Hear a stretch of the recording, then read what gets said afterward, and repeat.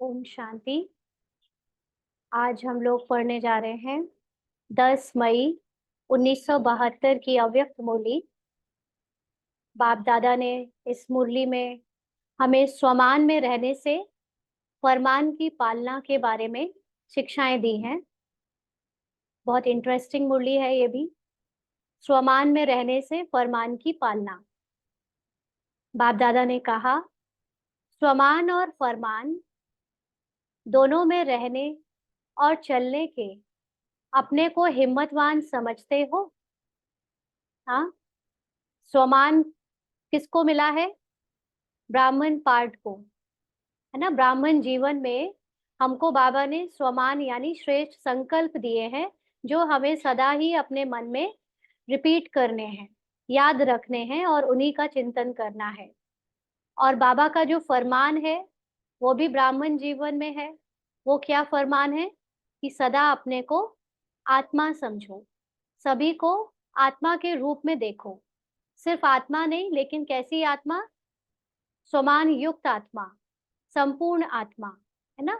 तो बाबा हमसे पूछ रहे हैं कि दोनों में रहने और चलने के अपने को हिम्मतवान समझते हो? है इतनी हिम्मत कि सदा पार्ट में स्वमान में रहो, कैसा भी पार्ट चले, लेकिन हम अब अपनी स्मृति से सदा अपने को श्रेष्ठ स्मृति में रखें। और फरमान मतलब सदा अपने को आत्मा समझे। ये है हिम्मत ऐसा करने की या समझने की, चलने की इस तरह। स्वमान में भी सदा स्थित रहें और साथ साथ फरमान पर भी चलते चलें। इन दोनों बातों में अपने को ठीक समझते हो? पूछ रहे हैं बाबा कि सदा हम स्थिति में अपने स्वमान में स्थित रहें और साथ साथ अपने को आत्मा भी समझें। देखो इसमें क्या अंतर है। स्वमान में हमको रहना कब होता है? निराकारी स्थिति में, जो कंप्लीटली स्थित हो जाता है, या निराकारी स्थिति में स्वमान की जरूरत ही नहीं होती, है ना। निराकारी स्थिति का अर्थ ही है उसके अंदर सारे गुण, सारी शक्तियां मर्ज्ड है ना। उसको उसके बारे में संकल्प करने की भी जरूरत नहीं, क्योंकि निराकारी स्थिति में आत्मा होती ही संकल्पों से मुक्त है ना। संकल्प लेस, एक्शन लेस, कोई भी तरह की साउंड लेस, है ना। वहां पर कुछ भी नहीं होता निराकारी स्थिति में।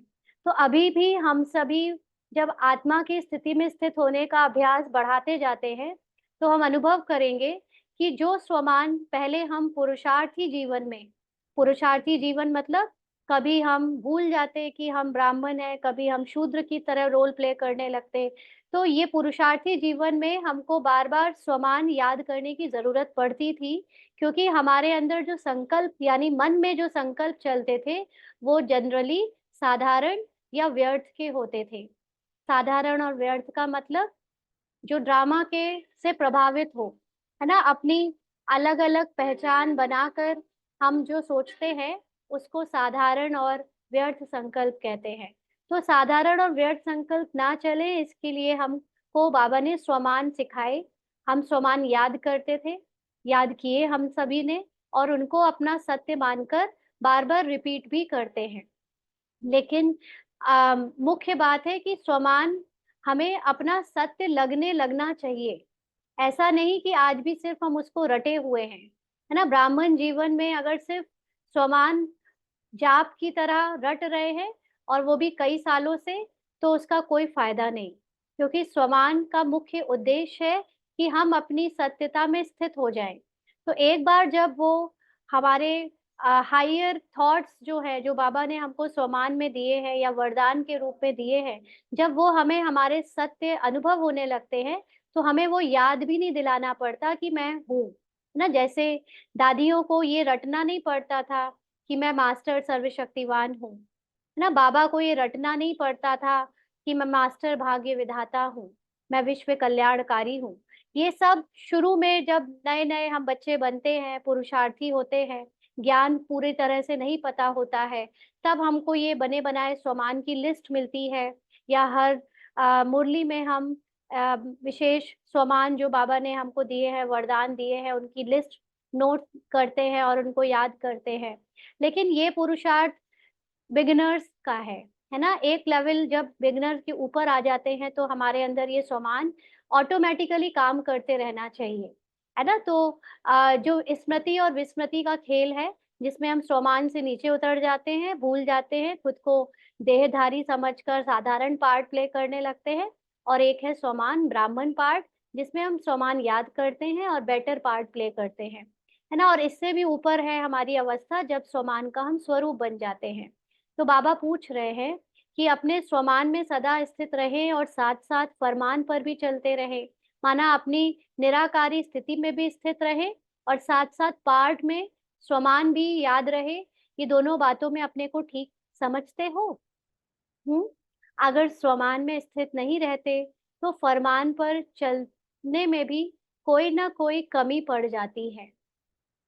अगर स्वमान में स्थित नहीं रहते हैं तो फरमान पर चलने में भी कोई ना कोई कमी पड़ जाती है, माना ब्राह्मण जीवन में अगर हमारी स्मृति श्रेष्ठ नहीं है ना, हम अपने स्वमान की स्थिति में स्थित नहीं है, तो निराकारी स्थिति को बनाने में भी कमी आ जाती है। कभी आपने सोचा कि ये मन बना कैसे, मन की हस्ती अलग हुई कैसे, आत्मा से द्वापर युग में मन की चाल अलग कैसे हो गई? जो मन आत्मा में मर्ज था, जो बुद्धि आत्मा में 2 युगों तक मर्ज थी, वो द्वापर युग से अलग कैसे होने लगी? मन पहले आया या विचार पहले आए? हाँ, मन के अंदर क्या चलते हैं? विचार चलते हैं, लेकिन मन की अपनी कोई सत्ता नहीं है ना।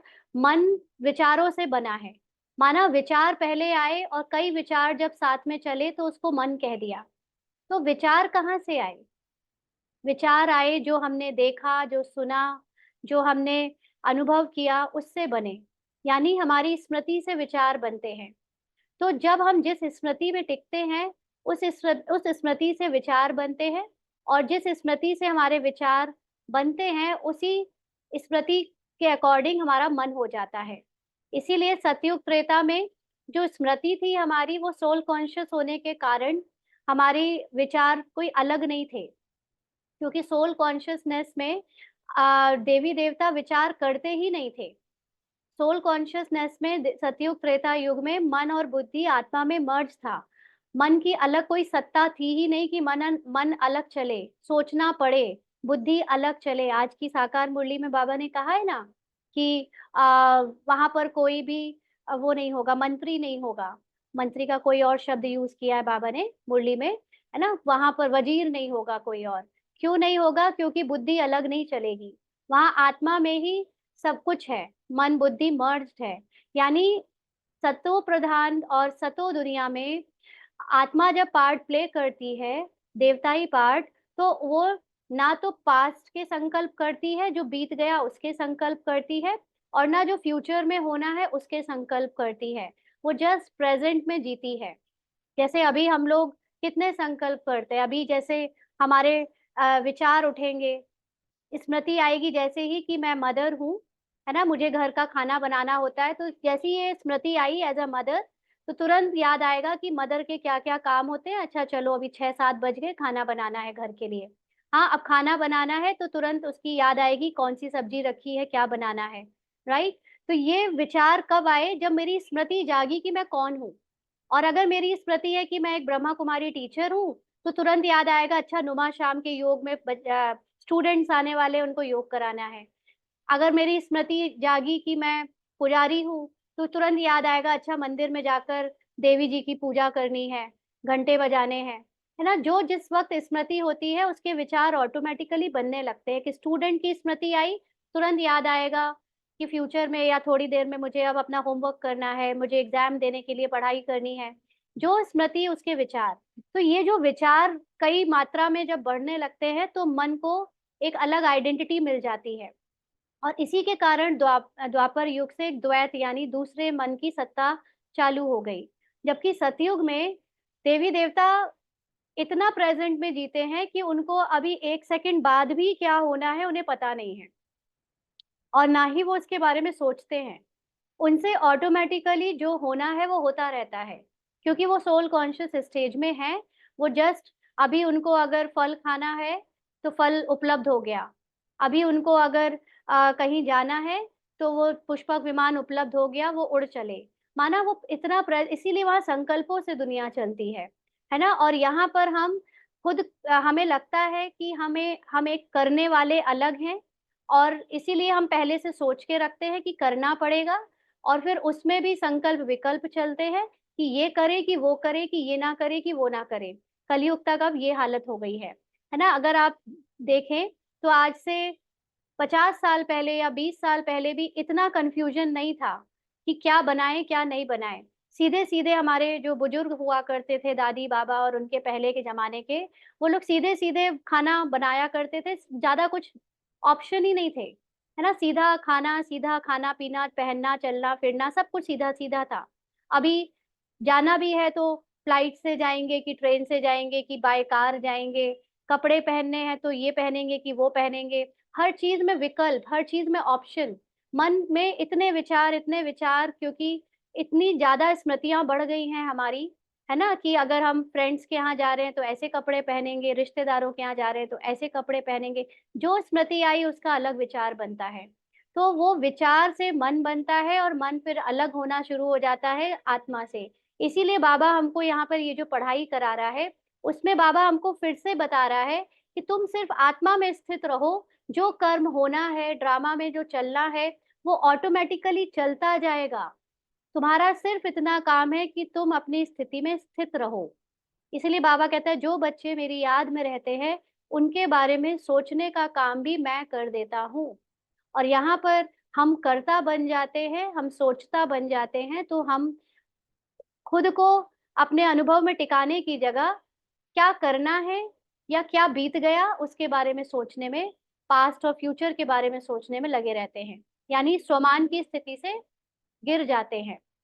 तो अब पार्ट में एज़ अ ब्राह्मण पार्ट भी हम स्वमान की स्थिति में जब परमानेंट नहीं रहते, तो हम निराकारी स्थिति में भी नहीं रह सकते, है ना? क्योंकि पहले तो हमें स्मृतियाँ अपनी श्रेष्ठ बनानी है। जो स्मृतियाँ हमारी शूद्र बन गई थी, यानी देहभान की हो गई थी, है ना? मन बुद्धि एकदम निचले स्तर में चला गया था। पहले तो उससे श्रेष्ठ स्वमान से बाबा हमको न्यूट्रल तक लाता है। और जब न्यूट्रल होने लगता है, स्वमान में हम स्थित रहने लगते हैं सदा ही, तो निराकारी स्थिति ऑटोमैटिकली बनी रहती है। तो बाबा कह रहे हैं कि इसीलिए दोनों बातों में अपने आप को यथार्थ रूप से स्थित करते हुए सदा ऐसी स्थिति बनाना। हुँ? सदा ऐसी स्थिति बनाना, माना कर्मों में सदा स्वमान रहे, क्योंकि कर्मों में बाबा जानता है कि ये बहुत कम बच्चे ये समझ पाते हैं और इतना समर्पण कर पाते हैं कि वो सोचे ना कि क्या होना है ना? वो सोचे ना कि मुझे करना है। मेजॉरिटी ब्राह्मण्स अभी भी अपने को कर्ता समझकर ही चला रहे हैं, है ना? इसीलिए अगर कर्ता समझ के चला भी रहे हो तो कम से कम श्रेष्ठ स्वमान में कर्ता बनकर करो। है ना? शूद्रपने में, बॉडी कॉन्शियसनेस में, अहंकार में आकर नहीं करो, है ना? इवन अपने को ब्रह्मा कुमार कुमारी की स्मृति में रखना भी वो ही पार्ट का अहंकार आ जाता है ना? तो इसलिए बाबा कहते हैं स्वमान का मतलब, अभी बाबा आगे क्या बोलने जा रहे हैं उसमें हम समझेंगे। तो बाबा ने कहा इसलिए दोनों बातों में अपने आप को यथार्थ रूप में से स्थित करते हुए सदा ऐसी स्थिति बनाना। वर्तमान पुरुषोत्तम संगम युग का आप ब्राह्मणों का जो ऊंचते ऊंच स्वमान है उसमें स्थित रहना है। बाबा ने ब्राह्मण एक जो बॉडी का पार्ट है, मतलब किरदार है, ड्रामा का जो पार्ट है, बॉडी का ऑर्गन वाला पार्ट नहीं, लेकिन ड्रामा का पार्ट, हाँ, तो उसमें ब्राह्मणों को स्वमान दिए हुए हैं, ऊंचे ऊंचे स्वमान। तो ये पूरा पुरुषोत्तम संगम युग हमें उन स्वमानों में स्थित रहना है। इस एक ही श्रेष्ठ स्वमान में स्थित होने से भिन्न भिन्न प्रकार के देह अभिमान स्वतः और सहज ही समाप्त हो जाते हैं। तो एक श्रेष्ठ स्वमान जो हम याद रखें सदा, अगर उसमें स्थित रहे, तो ऑटोमेटिकली जो हम पूरे टाइम अलग-अलग पहचाने बनाकर ड्रामा में प्ले करते हैं, उसके अभिमान से, उसके संकल्प विकल्प से, उसके बंधन से बहुत ईज़िली हम फ्री हो सकते हैं। तो बाबा ने कहा कहाँ-कहाँ सर्विस करते-करते वह अपने पुरुषार्थ में चलते-चलते बहुत छोटी-सी एक शब्द की गलती कर देते हैं, जिससे ही फिर सारी गलतियाँ हो जाती हैं। हाँ, जो सेवा करते हैं बाबा के बच्चे, है ना? ब्राह्मण पार्ट में सेवाधारी, वो एक छोटी सी कौन सी गलती कर देते हैं जिससे फिर बाकी की गलतियां भी होती चली जाती हैं। बाबा ने कहा सर्व गलतियों का बीज एक शब्द की कमजोरी है। वह कौन सा शब्द है वो? बाबा ने कहा स्वमान से स्व शब्द निकाल देते हैं, स्वमान को भूल जाते हैं, मान में आने से फरमान भूल जाते हैं। माना स्वमान जो एक एक तो हो गया स्वमान की वैरायटी, मैं मास्टर सर्वशक्तिमान हूँ, मैं विश्व कल्याणकारी हूँ, मैं शुद्ध स्वरूप आत्मा हूँ, वो उसकी वैरायटी हो गई अलग अलग। लेकिन जो एक शब्द है स्वमान, वो जो वर्ड हमको बाबा ने दिया है, अगर वो वर्ड हमें अपने लिए याद रहे तो भी हम गलतियां ना करें, तो भी हमारी कमजोरी का पार्ट ना चले। लेकिन उस शब्द को भी हम यूज करते हैं तो उसमें स्व को भूल जाते हैं और सिर्फ मान याद रखते हैं। माना ब्राह्मण पार्ट में जब सेवाओं में भी आते हैं तो चाहे वो लौकिक सेवा भी करे चाहे अलौकिक सेवाएं करे, बड़ी बड़ी चाहे छोटी छोटी, दोनों में ही स्थूल सेवाएं, चाहे वाचा सेवा चाहे कोई भी सेवा, उसमें जो स्व शब्द है उसको भूल जाते हैं। स्व का मतलब कि मैं आत्मा हूं ये भूल जाते हैं।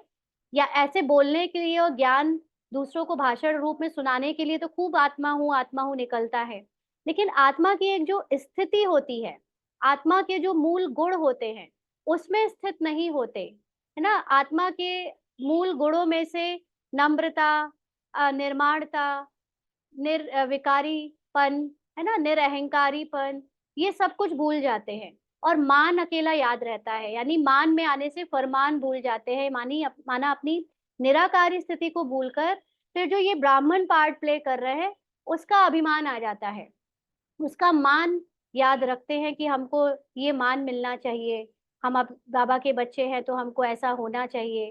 तो फरमान है कि स्वमान में स्थित रहो।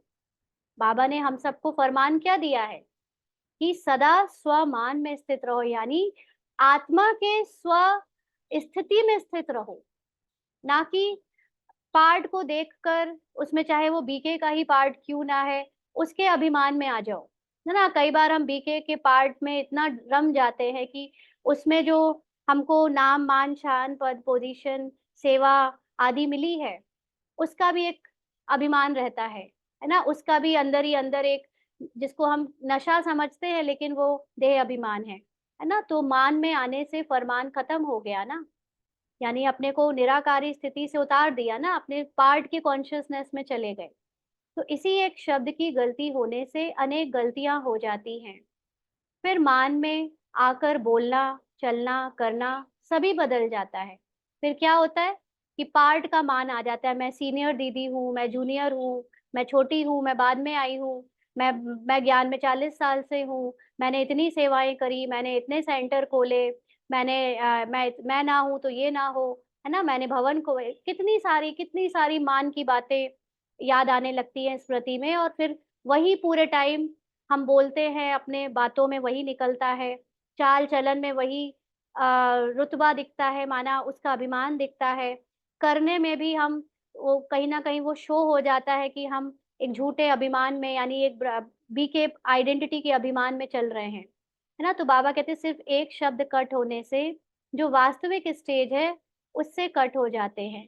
माना आत्मा को भूल गए, आत्मा की जो निरंकारी निरअहंकारी और निर्माण स्थिति है उससे उतरकर ब्राह्मण पार्ट के अभिमान की स्थिति में उतरकर अपने मान को ऊंचा रखने लगे कि मुझे मान चाहिए इन सब सेवाओं के बदले में, है ना। तो बाबा कहते ऐसी स्थिति में आने के कारण जो पुरुषार्थ व सर्विस करते हैं उसकी रिजल्ट यह निकलती है जो मेहनत ज्यादा और प्रत्यक्ष फल कम निकलता है। हम्म। फिर जब हम बॉडी कॉन्शियस की आइडेंटिटी, क्योंकि ये बीके पार्ट ब्राह्मण पार्ट भी बॉडी कॉन्शियसनेस की ही आइडेंटिटी है। भले ये बोलने में हम बार बार एक दूसरे को आत्मा बोलते हैं, कितनी आत्माएं आ रही हैं, कितनी आत्माएं हैं, लेकिन वो सिर्फ शब्द है आत्मा। अंदर से भान तो पूरा ही फिजिकल आइडेंटिटी का है। फिजिकल जो सफेद वस्त्रधारी बैज लगे हुए, है ना, जो ब्राह्मण दिनचर्या के अनुरूप जो चल रहे हैं, वो वाली आइडेंटिटी अंदर स्मृति में है। आत्मा स्मृति वो निराकारी निरअहंकारी स्मृति नहीं रहती है। तो क्या होता है कि जब सेवा करते हैं तो बहुत मेहनत लगती है, उस आइडेंटिटी के साथ मेहनत, सेवा करने की, सेवा तैयारी करने की, प्लानिंग करने में।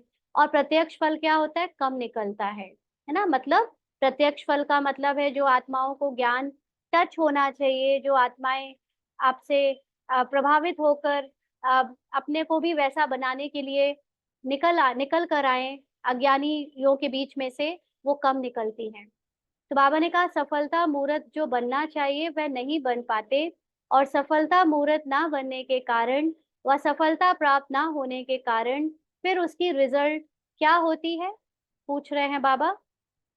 मेहनत बहुत करते करते, चलते चलते थक जाते हैं, उल्लास कम होते होते आलस से आ जाता है, और जहां आलस से आया वहां उनके अन्य साथी भी सहज ही आ जाते हैं। आलस से अपने सर्व साथियों के सहित आता है, अकेला नहीं आता। जैसे बाप भी अकेला नहीं आता, अपने बच्चों सहित प्रत्यक्ष होता है, वैसे यह जो विकार है वह भी अकेला नहीं आता, साथियों के साथ आते हैं। इसलिए फिर विकारों की प्रवेशता होने से कई फरमान उल्लंघन करने के कारण स्थिति क्या हो जाती है? हम्म कोई ना कोई बात का अरमान रह जाता है।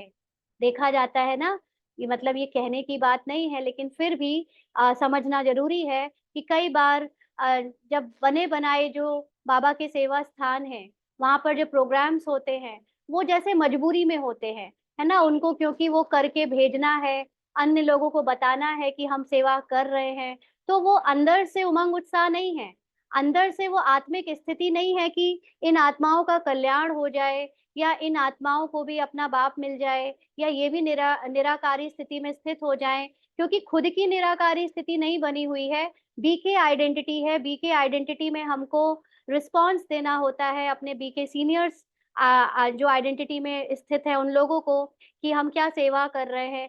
तो जैसे पहले किसी कॉरपोरेट हाउस में जॉब करता है, तो वहां पर उसको सारा लेखा जोखा देना पड़ता है कि आपको जो सैलरी दी जा रही है उसके बदले में आप क्या कर रहे हो वो दिखाओ, है ना। तो ऐसे ही यहाँ पर भी जैसे एक बीके आइडेंटिटी एक जॉब रह जाती है कि हमको बस करना है, हमको दिखाना है कि हम कितना कर रहे हैं, और फिर वो स्थिति जो है वो स्वमान की नहीं रहती, बल्कि वो देहभान बीके आइडेंटिटी की होती है, और उसमें हमें अपने आप को सेव करना होता है, बचाना होता है। तो हम अनेक तरह की सेवा करते हैं, तो जैसे बहुत मेहनत लगती है, और फिर उतनी आत्माएं निकल कर नहीं आती, या आती भी हैं तो कोई खास टिकती नहीं, है ना। तो ये सब बाबा कहते हैं, तो फिर वो विकार आते हैं। विकार का मतलब आलस से आ जाता है, करते तो हैं लेकिन वो मजा नहीं आता, है ना। और फिर उस विकार के साथ स्थिति क्या हो जाती है कि फिर कोई ना कोई अरमान रह जाता है। माना फिर हम जो आत्मा की स्वस्थिति है, इच्छा मात्रम अविद्या,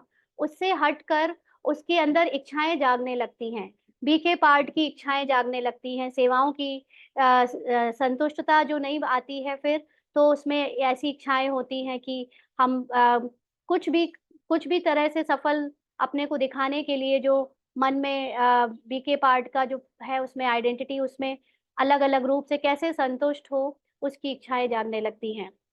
तो बाबा ने कहा ना स्वयं संतुष्ट रहते ना दूसरों को संतुष्ट कर पाते, सिर्फ एक शब्द कट करने के कारण, है ना। तो जब हम निराकारी स्थिति में स्थित हुए बिना सेवा करते हैं, सिर्फ अपनी person identity as a BK identity को उसके लिए काम करते हैं, तो मेहनत ज्यादा करते हैं, और स्वमान से उतर कर सिर्फ मान चाहते हैं या मान दिखाते हुए सेवा करते हैं, मान लेने देने की सेवा करते हैं, तो ना तो खुद संतुष्ट हो पाते हैं, और जो हमसे हमसे सेवाएं लेकर गए, माना जो ऑडियंस आई, जो जिज्ञासु आए, या जो आत्माएं आई हमारे सामने, वो भी कुछ खास संतुष्ट होकर नहीं जाती हैं। क्यों? सिर्फ एक शब्द कट कर देते हैं, वो क्या है? स्वमान में से स्व हटा देते हैं, है ना। तो बाबा कहते हैं कि इसलिए कभी भी अपनी उन्नति का जो प्रयत्न करते हो, वह सर्विस का कोई भी प्लान बनाकर प्रैक्टिकल में लाते हो, तो प्लान बनाने और प्रैक्टिकल में लाने के समय भी पहले अपने स्वमान की स्थिति में स्थित हो, फिर कोई भी प्लान बनाओ और प्रैक्टिकल में लाओ। तो ये तो बात अभी हमने सेवा की कर ली, लेकिन जब हम स्व की उन्नति के लिए भी प्रयत्न करते हैं, तो वहां भी स्व को भूल जाते हैं, पार्ट पार्ट को भुलाने की जो है पुरुषार्थ कर रहा होता है। माना स्वमान में स्व हटा देते हैं, यानी आत्मा को हटा देते हैं। बीके आइडेंटिटी, ब्राह्मण आइडेंटिटी बैठ जाता है बाबा से योग लगाने। और फिर वो बीके आइडेंटिटी बाबा से तरह तरह की फरमान कर, मतलब इच्छाएं करता है कि बाबा सेवाएं दो, कि बाबा ये पुरुषार्थ करा दो, बाबा ये बुराई छुड़वा दो, ये विकर्म हो गए इसको सही कर दो, है ना। ऐसे ऐसे पूरी बीके आइडेंटिटी की बातें हो रही होती है। तो स्व हट गया और कौन सा मान लेकर बैठे हैं? ब्राह्मण का मान। तो उससे हमारी जो स्थिति होनी चाहिए वो स्थिति बन नहीं पाती। जो स्थिति क्या होनी चाहिए, सोल कॉन्शियसनेस की, वो बन नहीं पाती जब तक बीके आइडेंटिटी को भी नहीं भूलकर अपनी निराकारी स्थिति में स्थित नहीं हुए हैं। सोल कॉन्शियसनेस कैसे बढ़ेगी, है ना। तो इसीलिए बाबा कहते हैं कि चाहे वो अपने लिए पुरुषार्थ का कोई प्लान बनाओ, चाहे अपने लिए भी हम लोग कई भट्टियां अरेंज करते हैं ना, योग तपस्या हमने तो नहीं की लेकिन करते हैं बहुत सारे लोग। तो उसमें भी क्या होता है, ब्राह्मण बैठेंगे सारे योग करने, है ना। अब बोलते भले ही है कि आत्माएं बैठेंगी योग करने, लेकिन क्या बन के बैठे हैं? ब्राह्मण बन के बैठे।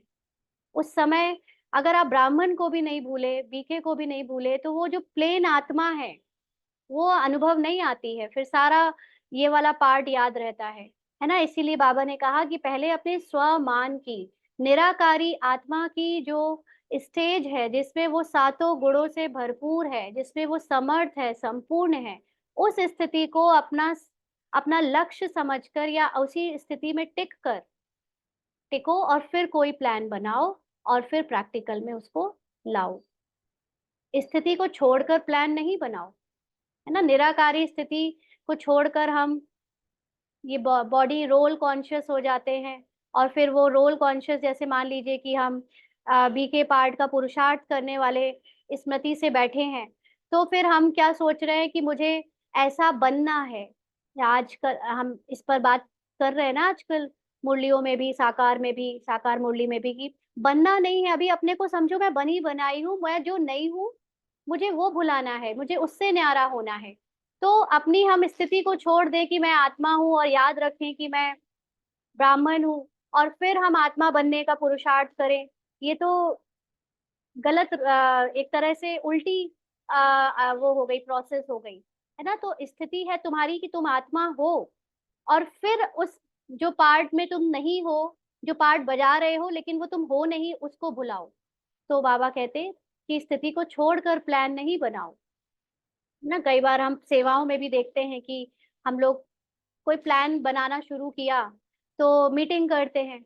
अब मीटिंग में जो भी स्टेक होल्डर हैं, जो जो सेवाओं में आते हैं अपनी सेवाएं देने, उन सबको बुलाकर फिर सब बीके आइडेंटिटी के साथ अपनी राय दे रहे हैं, है ना। मैं भी बीके हूँ, मुझे भी ज्ञान सारा आता है, मैं भी अनुभवी हूँ। चाहे वो बीके आइडेंटिटी के साथ दे, चाहे वो पुरानी कोई एक्सपीरियंस वाली आइडेंटिटी है। मान लीजिए कि किस कोई डॉक्टर्स की एक सेमिनार होने जा रहा है, और उसमें जो सेवाधारी हैं उसमें 2-3 डॉक्टर हैं, है ना। तो अब वो मीटिंग में डॉक्टर आइडेंटिटी वाली जो बीके आया, वो अपनी डॉक्टर की पहचान को लेकर बैठा है, कोई बीके की पहचान को लेकर बैठा है, कोई खाना बनाने वाली हूँ मैं तो खाने की सेवा की पहचान को लेकर बैठा है। तो वो अपने उस अहंकार को साथ में लेकर बैठते हैं, ना कि वो निराकारी स्थिति में स्थित होकर प्लान में सहयोग देते हैं। तो क्या होता है कि स्थिति को छोड़कर जब प्लान बनाते हैं तो उसमें कोई शक्ति नहीं रहती, है ना। ऊपर ऊपर से हो जाता है पूरा, ईगो माइंड सारे आपस में मिलकर सेवा की प्लानिंग करते हैं, क्योंकि ये ब्राह्मण पार्ट भी ईगो में है और पुराना तो पार्ट था ही ईगो में।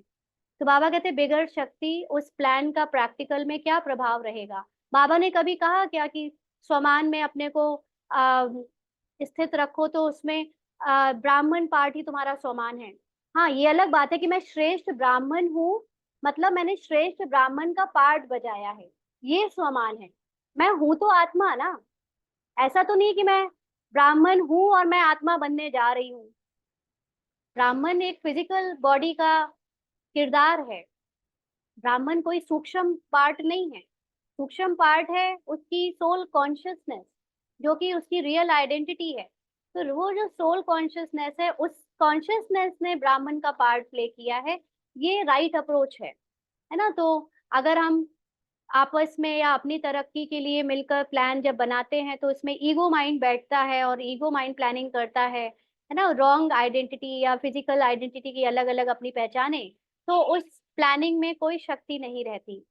बिगड़ शक्ति उस प्लान का प्रैक्टिकल में क्या प्रभाव रहेगा? हाँ, क्या प्रभाव रहेगा? सर्विस तो खूब करते हो, इसीलिए इसको भी जब बाबा ने सेवाओं का पार्ट दिया, ऑफलाइन सेवाएं, मतलब अभी तो हम ऑनलाइन क्लास कर रहे हैं, बट बाबा ने इसको भरपूर ऑफलाइन सेवाएं भी, सेंटर से अलग भी सेवाएं करवाई। तो इससे कई लोग कहते थे कि आप मीटिंग क्यों नहीं करते हो? है ना, यहाँ पर जो लोग हैं वो हमारे साथ सेवाओं में जिन्होंने सहयोग दिया था, है ना, तो मीटिंग क्यों नहीं करते थे? क्योंकि इसको पता था कि जब मीटिंग करेंगे तो जो लोग बैठेंगे वो एक ना एक आइडेंटिटी को लेकर बैठेंगे, उनके अंदर उस चीज का एक ईगो माइंड प्रवेश करेगा और बोलेगा। जबकि इसके द्वारा बाबा जब सेवाएं कुछ भी प्रैक्टिकली करवाता था तो ये बाबा हमेशा इसको योग में जो टच करता था, जो बातें डायरेक्ट बाबा से इसको निराकारी स्थिति में अनुभव होती थी, ये डायरेक्टली बस उसको करने में बिलीव रखती थी। तो इसलिए ये वैसे मीटिंग में कम विश्वास रखती थी कि सबसे पूछे, है ना, क्योंकि उसमें बस बातें बहुत होती और किसी की बात ना मानी जाए तो वो नाराज हो जाए या सेवा में सहयोग ना दे, ऐसा भी हो सकता था। लेकिन ऐसे इसको टायरेंट रूलर कह के किसी किसी ने बोला होगा कि अपनी चलाती है, लेकिन ये सत्य है कि इसके द्वारा जितनी भी सेवाएं बाबा ने कराई, वो इसको निराकारी स्थिति में स्थित होकर ही बाबा ने सारा प्लानिंग दिया और फिर वो प्रैक्टिकल में हुआ है। और सब जानते हैं कि उसका रिजल्ट भी ठीक ठाक रहा, है ना। तो इसलिए हम ये चीज को बहुत ध्यान रखें कि हम जब भी कोई प्लानिंग करते हैं तो हम क्या करते हैं, हम डायरेक्टली लोगों से मिलना, बातें करना, एक दूसरे को सेवा बांटना शुरू कर देते हैं निराकारी स्थिति बनाए बिना। तो वो जो प्लानिंग होती है जिसमें बाबा याद नहीं रहता, जिसमें अपनी अवस्था निराकारी स्थिति की नहीं होती, उसमें जो प्लान बनते हैं वो कई बार सक्सेसफुल नहीं होते, कई बार मेहनत बहुत लगती है और कई बार उसमें क्लैशेस बहुत होते हैं और वो प्रैक्टिकली उतने अच्छे रिजल्ट नहीं देते, है ना। तो बिगड़ शक्ति के प्लान होते हैं जैसे, तो उसका प्रैक्टिकल में क्या प्रभाव रहेगा? बाबा ने पूछा। सर्विस तो खूब करते हो, विस्तार बहुत कर लेते हो, लेकिन बीज रूप अवस्था को छोड़ देते हो, है ना। बाबा ने इसको बाबा ने जब सेवाओं में उतारा आज से 4-5 साल पहले, ऐसे ही ऑफलाइन सेवाओं में, तो एक लाइन इसको हमेशा याद रहती थी पार्ट में, बीके रूपाली को अपने उस सेवाओं के पार्ट में, कि मैं बीज को पकड़े रहूं तो अपने आप सारे डाल डालियां सहयोग देना शुरू कर देंगी। पहले क्या होता था, क्योंकि ये नई नई सेवाओं में आई थी, तो कोई भी सेंटर के जो पहले से समर्पित बहनें हैं, उनका सहयोग उस तरह से नहीं मिलता था, क्योंकि वो उनकी सेवाएं अलग थी और इसकी सेवाओं का तरीका अलग था। तो और मिलता भी था तो अगर वो उनका हिसाब से चलना पड़ता था कि वो जो कहें वो करना पड़े, माना उनकी बातें मानना पड़े। लेकिन यहाँ पर बाबा इससे कुछ और ही कराना चाहता था, तो वो पॉसिबल नहीं था कि हम उनकी बात को मानकर सेवा को मिक्स कर दें और उनके जैसा ट्रेडिशनल सेवा कर दें, है ना। तो ये एक, और इसके साथ ऐसे कई बार ऐसा हुआ कि जब ये अपनी बीज रूप अवस्था को भूल गई और डायरेक्टली इसने किसी किसी से कहा कि आप हेल्प कर देना, आप ये सेवा कर देना, तो ऐसा हुआ कि उन लोगों ने वो लास्ट मोमेंट पे धोखा दे दिया, है ना, लास्ट मोमेंट पे वो सेवा के लिए अवेलेबल नहीं हुए।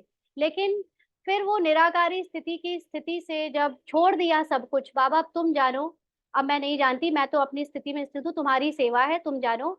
तो automatically out of the blue कौन कौन आ गया वो सेवा करने, और कभी समझ ही नहीं आया, मतलब ऐसे नई नई आत्माओं ने आकर हेल्प करी, सहयोग दिया कि वो सेवा सफलता पूर्वक हो गई। तो ये एक बहुत गहरा अनुभव है खुद इस हमारे इस ब्राह्मण पाठ में कि सेवाओं में बीज रूप अवस्था का कितना बड़ा महत्व है ना। अगर आप बीज रूप अवस्था यानी अपने सिर्फ निराकारी स्थिति में स्थित होने का याद रखते हो, ऑटोमेटिकली जो सहयोगी होते हैं वो आपके टच में आकर आपको सहयोग देना शुरू कर देते हैं, है ना। अदरवाइज हम बहुत सहयोग मांगते हैं, यहाँ फोन लगाएंगे, दूसरे सेंटर से किसी को बुलाएंगे, भाई बहनों को कांटेक्ट करेंगे, एक एक करके सबको फोन कर करके इतना मेहनत करते हैं, और सेवा उतनी ही होनी होती है जितनी कोई बीज रूप अवस्था से कर सकता था बिना मेहनत के। तो इसलिए क्यों ना सरल रास्ता चूज किया जाए। लेकिन ये कहने में जितना सरल लगता है उतना करने में मुश्किल इसलिए हो जाता है क्योंकि बहुत बहुत बहुत कम आत्माओं को, यानी ब्राह्मण पाठधारियों को बाबा पर पूरा समर्पण करना आता है ना। वो खुद को इतना समझते हैं कि अरे हमें करना तो पड़ेगा ही ना। हाँ ठीक है, बाबा कराएगा, बाबा करन करावनहार है, लेकिन करना तो हमें पड़ेगा ना, प्लानिंग तो हमें करनी पड़ेगी ना। ऐसे ऐसे बोलते हैं तो समझ आता है कि नहीं, इनको इनको समझ नहीं आया कि समर्पण होता क्या है। समर्पण मतलब, जैसे हमने शुरू में बात करी, देवता ये भी नहीं सोचते कि एक सेकंड बाद करना क्या है। अगर श्री कृष्ण के माँ बाप को एक सेकंड बाद लक्ष्मी नारायण का राज अभिषेक करना है, तो वो एक सेकंड पहले सोचेंगे नहीं कि करना है, शादी करनी है उनकी, चलो तैयारी करें ना। वो घटना घटित होती जाएगी, तैयारी होती जाएगी, स्वयंवर होता जाएगा, राज अभिषेक होता रहेगा। वो लोग कुछ सोच नहीं रहे होंगे कि किया जाए, करा जाए, कैसे करा जाए, ऐसे कि वैसे। जस्ट घटनाएं घटती जाएंगी और वो करते जाएंगे ना। जैसे हम लोग साक्षी होकर जब मूवी देखते हैं, तो हमें देखने देखते समय क्या लगता है, 3 घंटे की मूवी में एक के बाद दूसरा सीन बस आता चला जा रहा है, आता चला जा रहा है। कोई सोच नहीं रहे हम कि अभी क्या कर होना चाहिए, क्या होगा, जस्ट घटित हो रहा है। ऐसे ही ये ड्रामा जब फिक्स है, बना बनाया है, तो डायरेक्टर ने या बनी बनाई स्क्रिप्ट में हर सीन एक के बाद एक लगा पड़ा है होने को, अपने आप होने को। हम खामखा उसमें अपने मन बुद्धि को एक काम दे देते हैं कि तुम सोचो, तुम्हें करना है। सोचना तो पड़ेगा ना, करना तो पड़ेगा ना, हम नहीं करेंगे तो कौन करेगा। ये ब्राह्मण पार्ट में भी इतने ज्ञानी हो जाने के बाद भी हम कर्ता बन के बैठे हैं, सोचता बन के बैठे हैं, है ना। तो बीज रूप अवस्था से उतर जाते हैं और बार बार कर्ता बनकर ब्राह्मण पार्ट में ही डूब जाते हैं। तो इसलिए बाबा कहते हैं कि विस्तार में जाने से सार निकाल देते हो। विस्तार माना ये करना है, वो करना है, प्लानिंग करना है। और जो सार है कि तुम स्थिति में तो स्थित हो जाओ, सब बना बनाया किया कराया है। बाबा दादियों से क्या कहता था, तुम बस उस शहर चली जाओ सेवा करने, बाकी सब अपने आप हो जाएगा। वो दादियां जिन पढ़ी लिखी नहीं थी, जिनके पास हाथों में पैसा नहीं था, जिनको पता नहीं था कि वो रात कहाँ बिताएंगी, कहाँ पे सोएंगी, कहाँ उनको कौन लेने आ जाएगा, वो निकल पड़ती थी बाबा के कहे अनुसार, ट्रेन में बैठ जाती थी, कानपुर, दिल्ली, मुंबई, सब जगह, और बस निर्संकल्प होकर पहुंच जाती थी। ऑटोमेटिकली कोई लेने आ जाता था, ऑटोमेटिकली सेवा के लिए स्थान मिल जाता था, ऑटोमेटिकली उनको जहां पर जो जिज्ञासु के पास जाना होता था वहां पहुंच जाती थी। कुछ भी पहले से सोचती करती बोलती नहीं थी। वो सिर्फ एक काम करती थी, बाबा की याद में रहती थी, अपने को आत्मा समझती थी और निर्संकल्प बीज रूप अवस्था में स्थित रहती थी। तभी दादियों का पुरुषार्थ इतना हाई लेवल का है। और हम लोग क्या करते हैं, हमें करना पड़ेगा ना, हमें बाबा ने विशेषता भरी है तो उसको यूज तो करना पड़ेगा ना, है ना। तो हम करने वाले इतना बन जाते हैं। तो बाबा कहते हैं विस्तार में जाने से सार निकाल देते हो, इसलिए अब सार को नहीं निकालो। विस्तार को सामने अर्थात सार स्वरूप बनने नहीं आता, विस्तार को समाने अर्थात सार स्वरूप बनना नहीं आता, है ना। हम जब सेवाओं के विस्तार में जाते हैं तो उसका भी अभिमान आ जाता है। फिर हम वो भूल जाते हैं कि इस सेवा को कराने वाला कौन है। वो जो बीज रूप है उसको ही भूल जाते हैं, वो सार भूल जाते हैं और बस करना करना करना और उसकी चिंता में डूबे रहते हैं। तो बाबा कहते हैं क्वांटिटी में चले जाते हो लेकिन अपनी क्वालिटी नहीं निकलती। हाँ, कितने सारे लोग आए, इतने सारे लोगों ने कोर्स कर लिया, बड़े खुश ताली बजा रहे हैं, हाँ मन ही मन में लड्डू फूट रहे हैं, लेकिन एक भी आत्मा ऐसी नहीं निकली जो अपनी आत्मा में स्थित हो जाए, जो सोल कॉन्शियस स्टेज के पीछे दीवानी हो, है ना। आ रहे हैं तो ऐसे आ रहे हैं कि हाँ हम भी इनकी तरह पद पोजीशन नाम मान शान पाले, या रोज की अपनी दिनचर्या वाली प्रैक्टिकल जो ड्रामा की प्रॉब्लम है उससे थोड़ा मुक्ति पाले, बस उतनी ही आत्माएं आ रही हैं। जो सोल कॉन्शियस, जो सत्य के पीछे दीवानी होती है ना आत्माएं, वो क्वालिटी वाली आत्माएं, वो उन्हीं से निकलती है जो खुद अपनी सोल कॉन्शियस स्टेज के दीवाने होते हैं, है ना। तो अपनी स्थिति में भी संकल्पों की क्वांटिटी है, हमारी भी क्या है। अगर निराकारी स्थिति स्थित नहीं है हमारी, तो ऑब्वियसली है कि वो ऑब्वियसली कई संकल्प चल रहे हैं, क्योंकि निराकारी स्थिति में संकल्प बहुत बहुत कम हो जाते हैं। और जब हम उस स्थिति में स्थित नहीं होते हैं तो पार्ट के कई संकल्प चलते हैं, अब ये करना है, एक लौकिक दुनिया का भी काम पार्ट प्ले कर रहा है, उसके भी चल रहे हैं, फिर एक ये अलौकिक सेवाओं का भी पार्ट है, उसके भी चल रहे हैं, फिर अपना जो पुरुषार्थ कर रहे हैं उसके भी चल रहे हैं। कितनी क्वांटिटी हो जाती है संकल्पों की। इसीलिए सर्विस की रिजल्ट में भी क्वांटिटी है, क्वालिटी नहीं। इसीलिए आने वाले दिखने वाले तो बहुत निकल निकल के आते हैं और हम खुश भी हो जाते हैं, लेकिन वो जो बाबा को जैसे बच्चे चाहिए, डायमंड बच्चे, क्वालिटी बच्चे, वो नहीं निकल के आते, है ना। तो सारे झाड़ रूपी विस्तार में एक बीज ही पावरफुल होता है ना। आप देखोगे पूरा पेड़, देखने में पूरा पेड़ आता है, लेकिन अगर उसका बीज शक्तिशाली ना हो तो पेड़ में फल नहीं निकलते, है ना। तो ऐसे ही पूरे पेड़ की जो सारी पावर है वो बीज में समाई होती है। तो ऐसी, चाहे आपके द्वारा सेवा करने में हजारों आत्माएं निकली हो, लेकिन अगर एक भी आत्मा सोल कॉन्शियस स्टेज को पार नहीं कर पाई, तो वो सेवा मतलब ना के बराबर है। और आपने सिर्फ एक आत्मा निकाली, लेकिन वो इतनी पावरफुल स्थिति में स्थित है, तो आप उन 100 आत्माओं के या 1000 आत्माओं की सेवाओं से वाले पार्ट से भी ऊपर चले गए, है ना। तो ऐसे ही क्वांटिटी के बीज में एक भी क्वालिटी वाला है, तो वह विस्तार में बीज रूप के समान है ना। तो भीड़ नहीं देखनी है, भीड़ की बीज, भीड़ के जगह अगर एक ऐसी आत्मा निकल जाए जो बीज रूप स्थिति में स्थित होने के लिए पुरुषार्थ में चल पड़े, दौड़ पड़े, उड़ पड़े, तो वो उसके समान है, भीड़, हजारों भीड़ के समान है। तो क्वालिटी की सर्विस करते हो, पूछ रहे हैं बाबा, विस्तार में जाने से वह दूसरों का कल्याण करते करते अपना कल्याण तो नहीं भूल जाते हो। अच्छा, अब देखो सबसे इंटरेस्टिंग बात, कि माना कि दूसरी आत्माएं ऐसी निकलेंगी या नहीं निकलेंगी ये तो बाद में पता चलेगा, लेकिन एक आत्मा तो है जो उस सेवा के समय पर बीज रूप स्थिति में स्थित हो सकती है, जो हजारों की भीड़ को इकट्ठा करने में जो ताकत लगा रही है, वो उस ताकत को एक आत्मा पूरी कर सकती है। वो कौन है? आप खुद, है ना। हम इतनी सेवा के विस्तार में जाकर उन आत्माओं को ढूंढ रहे हैं कि जो बाबा की सेवा में मदद करे, जो इस रास्ते पर चल पड़े, लेकिन जो मैं आत्मा ऑलरेडी चल रही हूँ, क्या वो उस स्थिति में स्थित नहीं हो सकती? अपना कल्याण भूल गए, अपने द्वारा जो क्वालिटी सेवा हो सकती है, जो क्वालिटी में हम टिक सकते हैं, उसको तो नजरअंदाज कर दिया, और हम गिने जा रहे हैं बाहर की सेवाओं में कितना हम विस्तार कर रहे हैं। अगर हम वो सेवाएं नहीं भी करें, लेकिन अगर मैं सिर्फ अपनी स्थिति को बीज रूप स्थिति में स्थित कर लूं, तो मैं उन अनेक सेवाधारियों से बहुत ऊपर हूँ, जो निकाल तो बहुत रहे हैं, लेकिन कोई क्वालिटी नहीं है उनमें।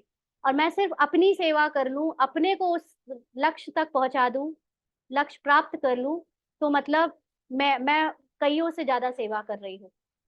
तो बाबा कहते हैं जब दूसरे के प्रति, इसीलिए हम सब लोग कई बार ऐसे जो देखा जाता है ना, कि बाबा के कई बच्चे फिजिकली सेवाओं के पीछे इतने दीवाने हो रहे हैं, यहाँ मिल जाए, वहां मिल जाए, उधर भाग रहे हैं, इस सेंटर भाग रहे हैं, और बड़े खुश हो रहे हैं।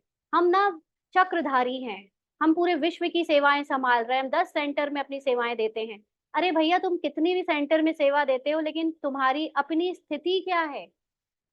फिजिकल सेवा देना बाबा का लक्ष्य नहीं है। ठीक है, वो एक पार्ट है आपको बिजी रखने का, है ना, लेकिन मुख्य लक्ष्य तो था कि आप ये देह और देह का भान पूरी तरह से निकाल दो, भूल कर एक आत्मा में स्थित हो जाओ। क्या भागते भागते कोई आत्मा की स्थिति में स्थित हो सकता है? हाँ, वो अलग बात है कि आप पहले निराकारी बीज रूप स्थिति में स्थित हो चुके हो, उसके बाद बाबा आपको जहां ले जाए वहां जाकर सेवा करो, ताकि आपकी वो स्थिति की सीट ना टूट छूटे, और फिर सेवा ड्रामा अनुसार अपने आप घटित होती रहे। लेकिन हम घटना के कर्ता बन जाते हैं कि हमको घटित करनी है वो सेवा, हमारे होने से वहां पर सेवा होगी, और हम भाग रहे हैं यहाँ वहां इधर उधर। और मुख्य जो अपनी सेवा करनी है कि मुझे सोल कॉन्शियस स्टेज में स्थित होना है, बीज रूप स्थिति में स्थित होना है, वो तो आज सालों बीत गए और आज भी नहीं है। कहते रहते हैं हाँ मैं आत्मा हूँ, हाँ मैं आत्मा हूँ, तुम भी आत्मा हो, लेकिन वो आत्मा की स्थिति में स्थित होने वाली पर्सनालिटी का प्रभाव क्या होता है, उसका दूर दूर तक पता नहीं है ना। क्या होता है?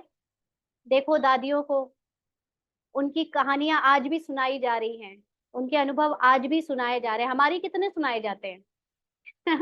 है ना, देखना है हमें। हम सिर्फ अपने ही मियाँ मिट्ठू बने बैठे हैं क्या? है ना, तो इसलिए बाबा कहते हैं कि जब दूसरों के प्रति जास्ती अटेंशन देते हो तो अपने अंदर जो अटेंशन चलता है उसको नहीं देखते हो। हाँ, पहले अपने टेंशन पर अटेंशन दो, फिर विश्व में जो अनेक प्रकार के टेंशन हैं उसको खलास कर सकेंगे। आज हम इतने प्रोग्राम करते हैं, हर दिन, हर सेकंड डे कोई ना कोई दिवस हो रहा है ना, सरकार ने कोई ना कोई हर दिन एक फिक्स कर रखा है, टोबैको डे, डॉक्टर्स डे, और दुनिया भर के अलग अलग तरह के दिवस। अब वो दिवस को हम मनाते हैं ब्राह्मण्स अपने सेंटर में या जहाँ भी, है ना, सेवाओं के रूप में। मतलब ये दिखाता है कि हमको कितनी टेंशन है दुनिया की, हमको कितनी चिंता है दुनिया की। लेकिन बाबा पूछते अपनी चिंता नहीं है?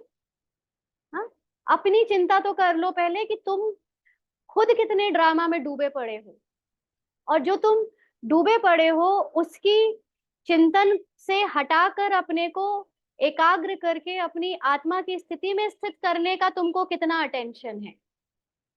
बस हम इस बात से खुश हैं कि हम विश्व कल्याणकारी हैं, तो हमको दुनिया की टेंशन है, इसलिए हम आप लोगों के लिए इतनी सेवा करते हैं, इतना प्रोग्राम करते हैं। लेकिन पहले हम खुद की जो मन की टेंशन है उस पर तो अटेंशन दें कि हम क्या अपने सत्य स्वरूप में स्थित हैं।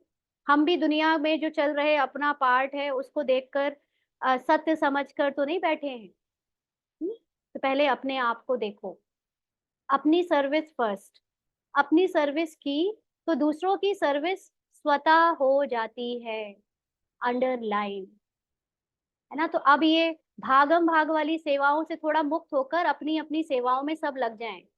बहुत भागम भाग वाली सेवा जिसको करनी है उनका अपना पार्ट चलेगा, लेकिन जो रियल में अपनी सोल कॉन्शियसनेस के पीछे दीवाने हैं, जिनकी सारी आसक्ति है अपने को संपूर्णता का अनुभव कराने में, ये उनके लिए बाबा सुना रहा है कि अपनी सर्विस की तो दूसरों की सर्विस स्वतः हो जाती है। क्या करें, घर में बैठे हैं, कोई सेवा नहीं मिल रही है, सेंटर में भी कोई सेवा नहीं मिल रही है, स्थान यही तो सबसे बड़ी सेवा है कि जब आप सेवा नहीं कर रहे हो तब आप अपनी स्थिति में स्थित होकर आराम से समय बिताओ ज्यादा से ज्यादा, ताकि आपके द्वारा वो जो सूक्ष्म सेवा होनी है, जो मूल सेवा होनी है, वो उस भागने दौड़ने वाली सेवा से कई गुना ज्यादा सेवा है।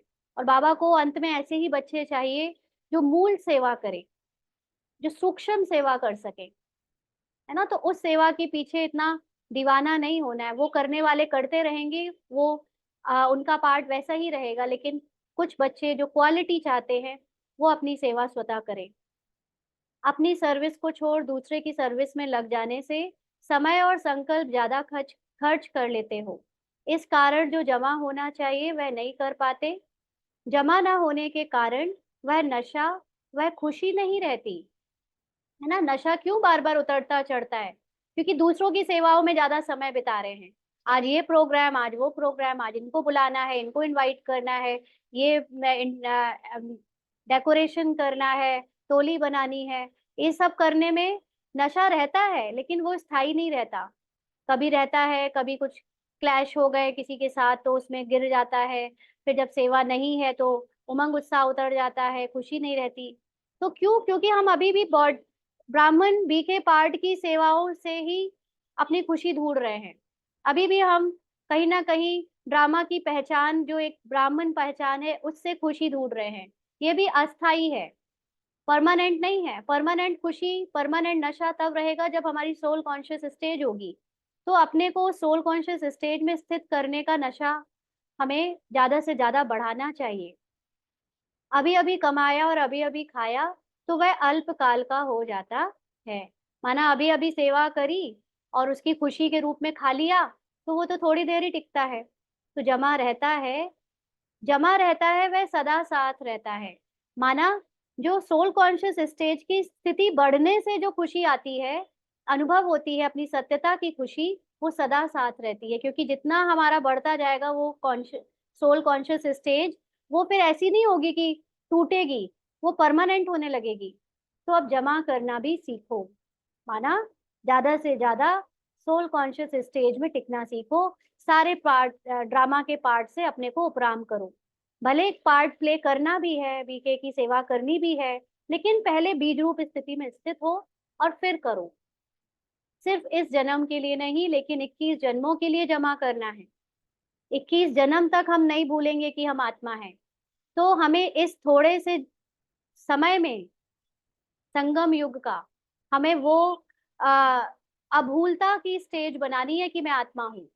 इतना जमा करना है हमें कि हम 21 जन्म तक ना भूलें, है ना। तो इसीलिए बाबा कहता है कि ब्राह्मण जीवन का या संगम युग का 1 सेकंड सतयुग के 1 साल के बराबर होता है। तो हम यहाँ पर जितना ज्यादा आ, आत्मिक स्थिति में स्थित रहेंगे, उतना ज्यादा जन्म हम सतयुग त्रेता में लेंगे। कम रहेंगे तो कम लेंगे, यानी कम सुख पाएंगे।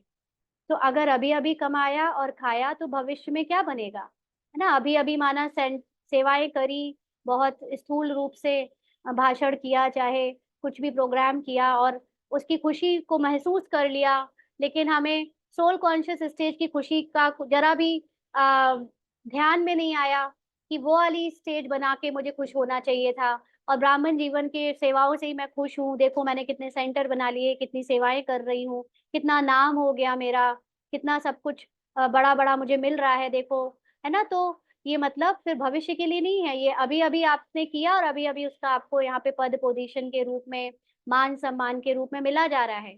भविष्य के लिए वो लोग सेट है जो अभी गुप्त रूप से सोल कॉन्शियस स्टेज में स्थित है। बाकी जो सिर्फ उसके भीड़ में जमा कर रहे हैं, वो अभी अभी उनको मिल जाएगा और वो अभी का खत्म हो जाएगा। तो बाबा कहते हैं अभी अभी कमाया और अभी अभी बांटा नहीं। खाने के बाद समाना भी चाहिए, फिर बांटना चाहिए। क्या होता है, ज्ञान लिया और बस तुरंत भाषण के रूप में दे दिया, सुना दिया सबको। जो बीच में उस ज्ञान को धारण करने की जो स्टेज होनी चाहिए, जो स्थिति बननी चाहिए, वो नहीं किया, वो समाया नहीं, बस खाया और बांट दिया। तो बाबा कहते हैं खाने के बाद पहले समाओ, पहले वो ज्ञान अपने लिए महसूसता में लाओ और फिर बांटो। जब उसका स्वरूप बन जाओ तो वो ऑटोमेटिकली नेचुरली बटेगा।